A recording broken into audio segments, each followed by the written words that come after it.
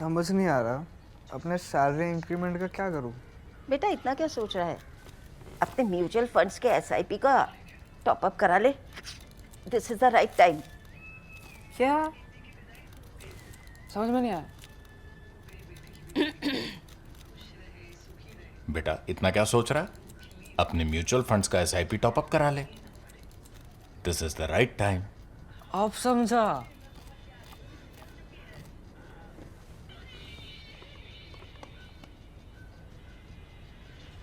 Mutual fund investments are subject to market risks. Read all scheme-related documents carefully. Donald Trump is not there for a month and yet it looks like the whole world is now topsy-turvy.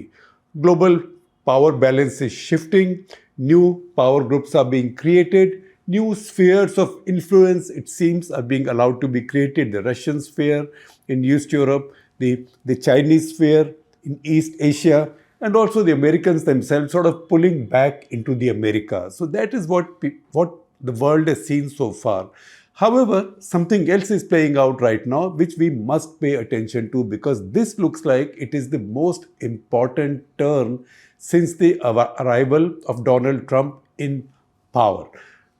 Also, because Donald Trump's there and he's changing many old rules, he doesn't seem bound by any principles of continuity in American policy. So we have to wait for excitement almost every day and shifts, some sizable shifts. And one of those fundamental shifts took place today. It sort of passed unobtrusively until some sharp people caught it. This is the State Department's fact sheet. State Department puts out a fact sheet on key countries, etc. So State Department's fact sheet on Taiwan. So there was a minor change. In fact, there was no addition, but there was a deletion. That caught the world's eye. And that's about Taiwan. So what does the fact sheet say? What was it saying earlier and what's it that's been dropped? The original statement was committed to, and I quote, opposing any unilateral change to the status quo by force by either side. This has been retained. However, the next sentence has been dropped. And that sentence is just 5 words. What are these 5 words? We do not support Taiwan's independence, right? That was the American position so far. That one, we don't support any change by force in status quo. So Taiwan remains as it is, China remains as it is. But at the same time, the US official policy was we don't support Taiwan's independence. That was to keep the Chinese happy or maybe not too unhappy, or not to give them a chance of becoming or turning too hostile. That caution has now been dropped.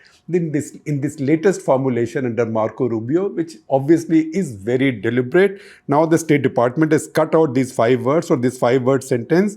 We don't support Taiwan's independence. That's been cut out. The Chinese have immediately noticed it now. They've protested and the global strategic community has also taken notice of it. Not in isolation. Read this also in isolation for something that Trump has been saying, Marco Rubio has been saying, others have been saying, Pete Hegseth has been saying.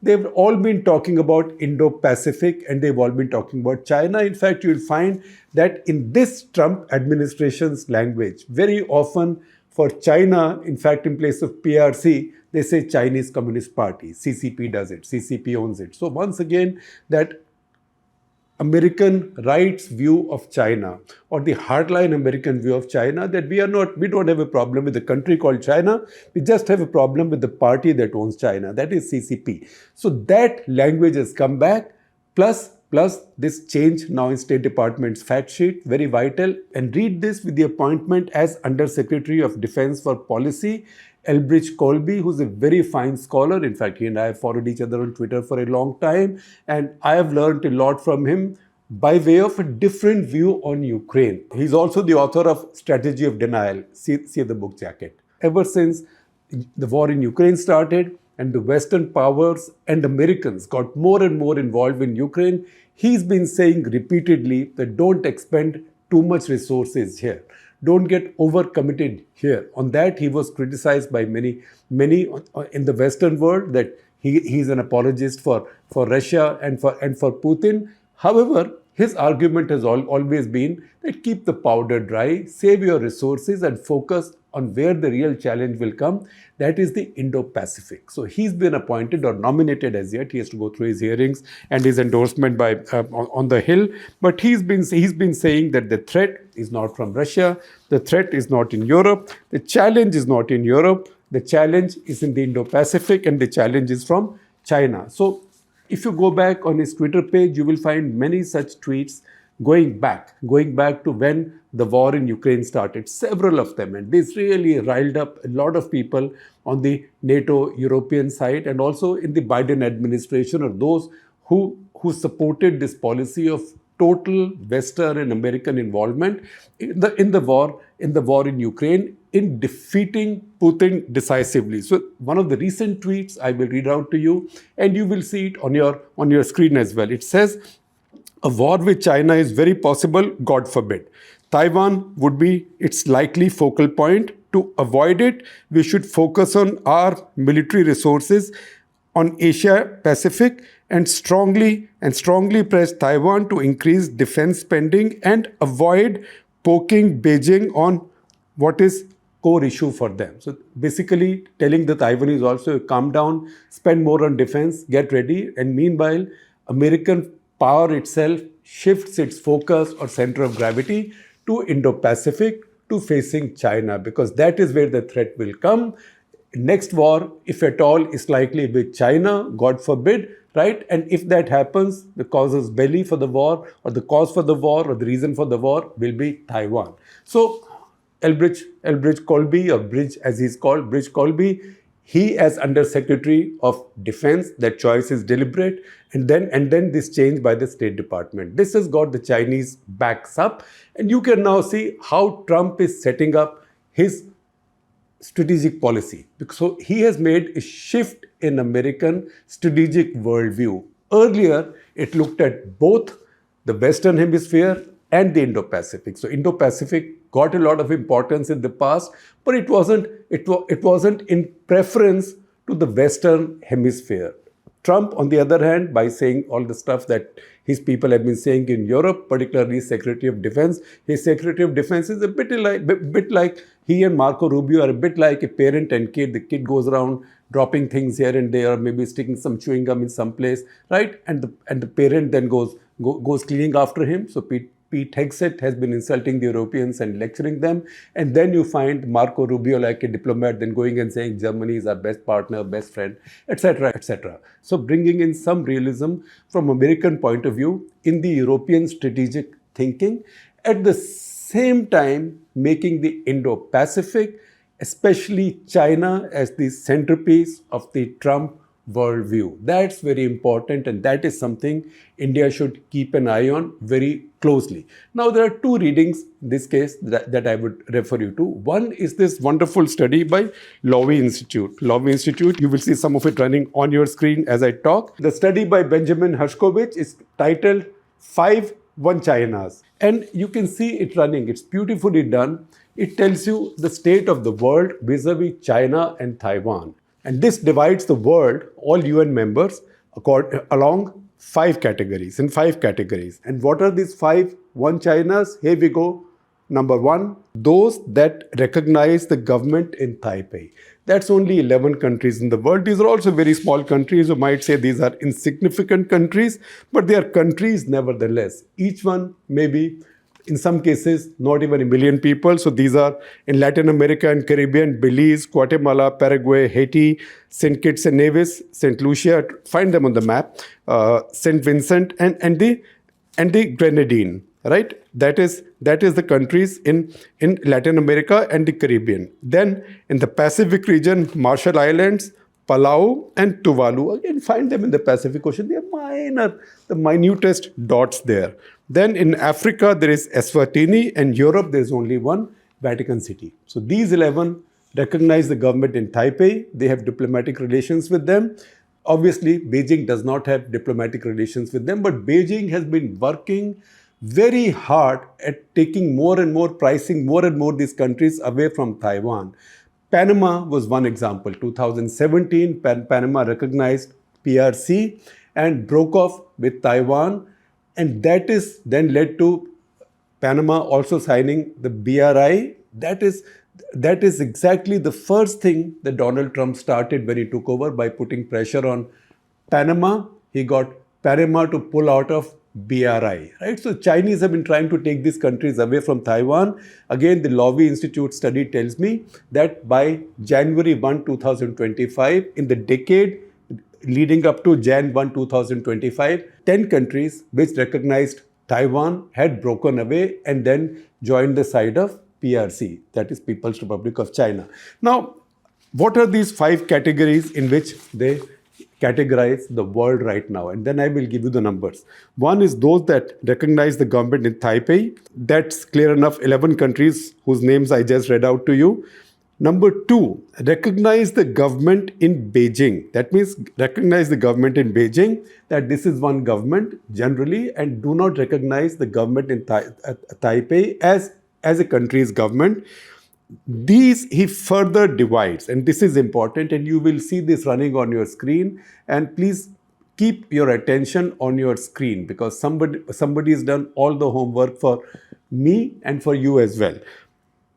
These recognize the government in Beijing, but the categories are: number 1, status quoists, that is America, India, Australia, Japan, कि जो जैसा है वो जैसा है, जो तेरा है वो तेरा है, जो मेरा है वो मेरा है, between Taiwan and China. You continue on, keep the pretense of who you are, right, and who you wish to be. That's your own problem, right? We don't want any pangas in this place. So let there be status quo, because everybody has a big vested interest in stability in China and in Taiwan. Everybody is economically integrated into them, and also nobody really wants a war there. So that is the status quoists. US, Australia, India, Japan, all of the Quad is in the list of status quoists. Third category are mixed signalers, people who say one thing now, one thing tomorrow. Then there are Beijing leaners, people who lean towards Beijing, and then Beijing backers, right? These are subdivided into these 4 categories. So second group, which recognizes the government in Beijing but not in Taiwan, that is divided further into 4 categories. Then the third group is those that endorse China's sovereignty over Taiwan, right? That again then has 3 categories: mixed signalers, Beijing leaners, and Beijing backers. And then you come to number 4, that endorse the PRC's One China principle, and back its efforts to try and integrate Taiwan into China.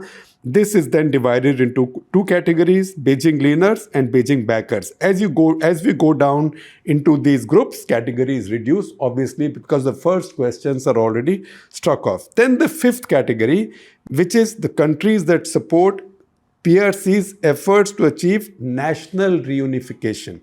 That is 89 countries. Now, 89 countries support PRC's efforts to achieve national reunification. Once again, we can understand this even better if I share these graphics. So see, as I run through these graphics, number 1, this tells you all the UN member states, and of these UN member states, which are the ones that recognize Taiwan. That's easy enough. Number 2, this tells you how many countries still decline to endorse One China policy. That's not a small number of countries. That is now 51 countries. Number 3 is countries who back One China policy, but also countries that don't. That is 74 countries, right? So this is not a small number either. It's a complex situation.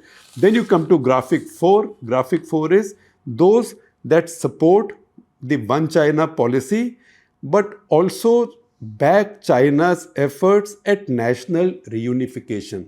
That is 89 countries. Now look at some percentages. Countries that fall in the category of 2, 3, 4, 5, that is status quoists, mixed signalers, Beijing leaners, and Beijing backers. This is among countries who recognize the government in Beijing. These countries are 182. 182 of all UN members. That means 94% of the UN members are in this category. Then countries that fall in categories 3, 4, 5, that means they are even closer to the Chinese. These are the same group minus the status quo. So now India, America, Australia, Japan will go out. Mixed signalers, Beijing leaners, and Beijing backers. That will be 142 countries. That is 74% of all UN members. Then you come to those countries that back PRC's One China policy, or those that fall in category 4 or 5, which means Beijing leaners and Beijing backers, right? Now you're getting into critical categories. Beijing leaners and Beijing backers, that is 119 of the UN members, that is 62% of all members of the United Nations. Now 89 members, as I told you earlier, already back China's efforts at national reunification. Add to that 6 more who are all right, okay, with the use of force for reunification. That becomes 95 countries. Now from this, The Economist magazine, seen this article, The Economist magazine has done a further analysis. And further analysis and sifting, and by this sifting, The Economist says that 70 countries in the world, 70 member states of the UN now support all efforts by PRC, by China, to reunify the country. All efforts, and now they say, contrary to the language used in the past, they don't say all peaceful efforts. So they don't specifically rule out the use of force. And that is the big change in the world. In fact, The Economist uses a map of the world, which is color-coded, which tells you the countries that support this Chinese position, that it can use all methods, any methods, right? And that, interestingly, it has many, many interesting countries. In Europe, for example, it has Serbia, right? It still doesn't have Russia, but it has Serbia.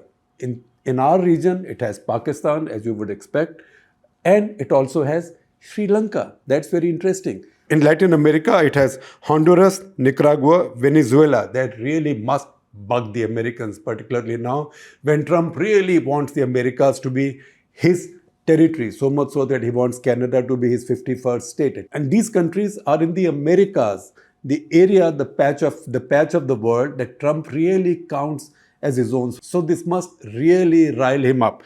Nicaragua, Honduras, and Venezuela. The most important point to note here is, see, Africa, because everybody is talking about the global south. India has also been competing for attention of the global south.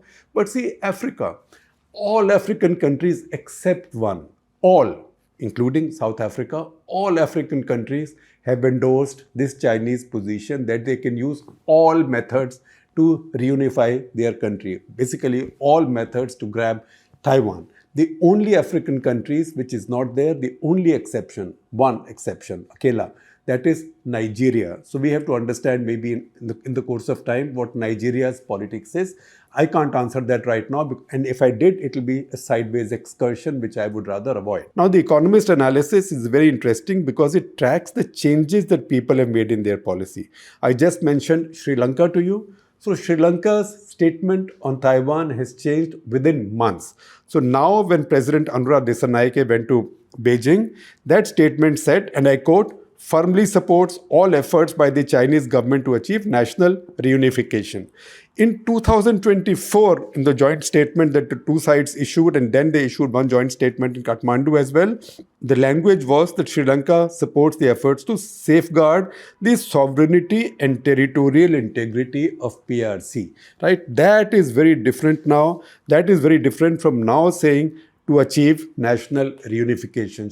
So Sri Lanka has moved forward in that direction. And because Beijing is now competing with India so strongly, it's muscling into India's neighborhood. This changes something that, frankly, we in the Indian media, particularly those like me who watch geopolitics, we should not have missed out on this.